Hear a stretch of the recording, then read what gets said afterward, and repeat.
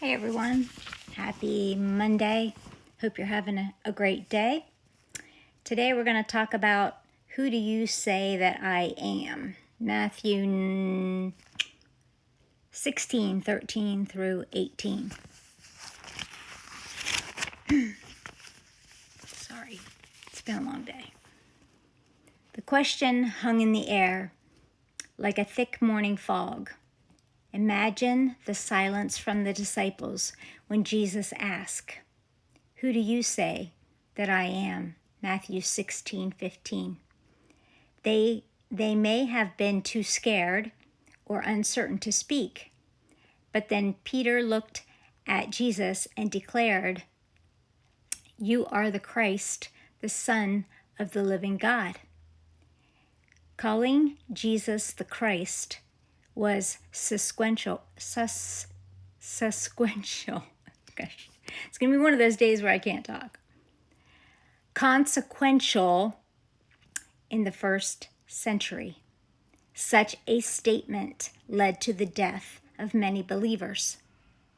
As the Jewish and Roman authorities persecuted Christians who were willing to take a stand for their faith, even those who walked beside and with Jesus were excitedly took part in his ministry would be taking a huge risk to call him by such title. So sometimes they remained silent while continuing to work for the kingdom. It is interesting that today's church often has the opposite problem. Many people are quickly to exclaim, "Jesus is Lord," but they fail to go about his work. If there's a gap between you and your profession with your mouth, that's what you're doing for the kingdom. Remember that Jesus calls us to be consistent in his testimony and deed. If your confession that Jesus is Lord, but your life does not reflect your bold testimony, then what are you going to do about it? What can you do today to demonstrate your faith to others? I think with this whole Charlie Kirk assassination, it has done just that.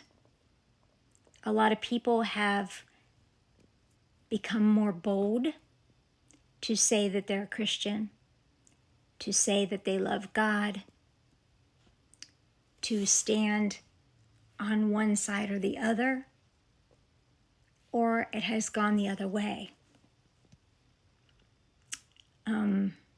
They have been brazen enough to say that a Christian was a liar or a Christian was a racist, or that the Christian wasn't really the Christian that he said he was, so they're being judgmental. We have no right to say that a person is or isn't what they say they are. Only God has the right to say that.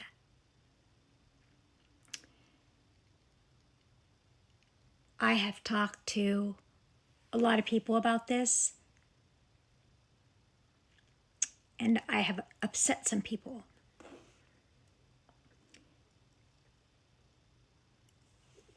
I learned today that in Nigeria, Christians are being persecuted for saying that they're Christians.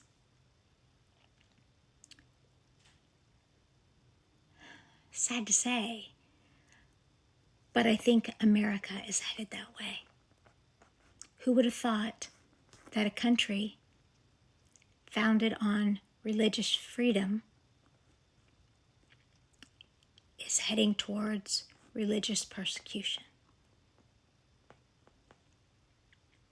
My thoughts, my personal feelings.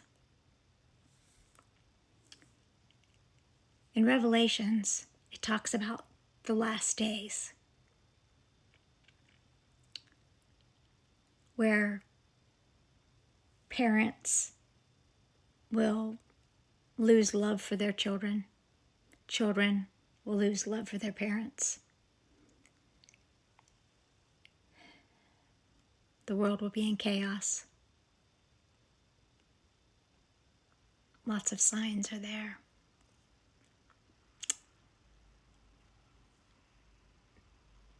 Lovers of flesh, lovers of money.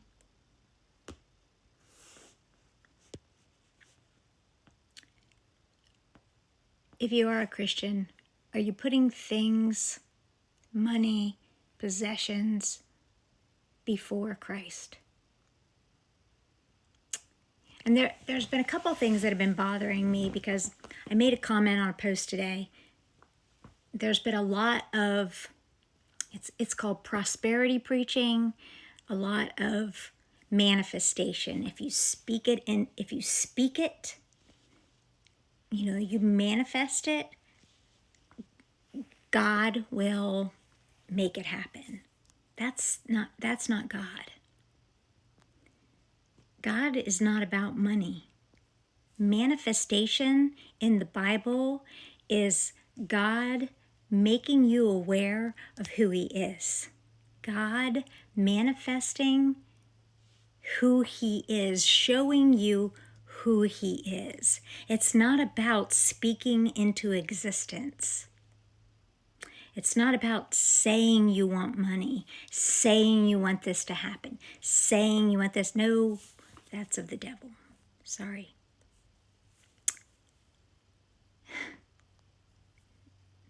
Whenever the devil took Jesus up on the mountain or up on the top of the rooftop and said, "This can all be yours," Jesus already had it.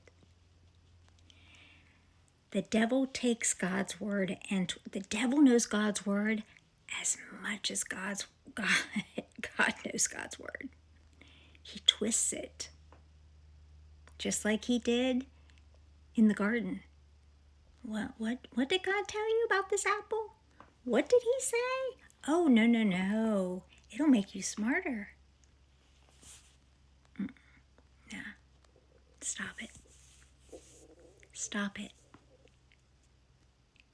God never said that we would be rich. Rich in knowledge of His word. Rich with money? No, we're supposed to give to the poor. We're supposed to help the widows. We're supposed to feed the poor. Did God say that you would be rich? No, He didn't. Was Jesus rich? Jesus had the clothes on His back, shoes on His feet, and people gave Him places to stay and fed Him.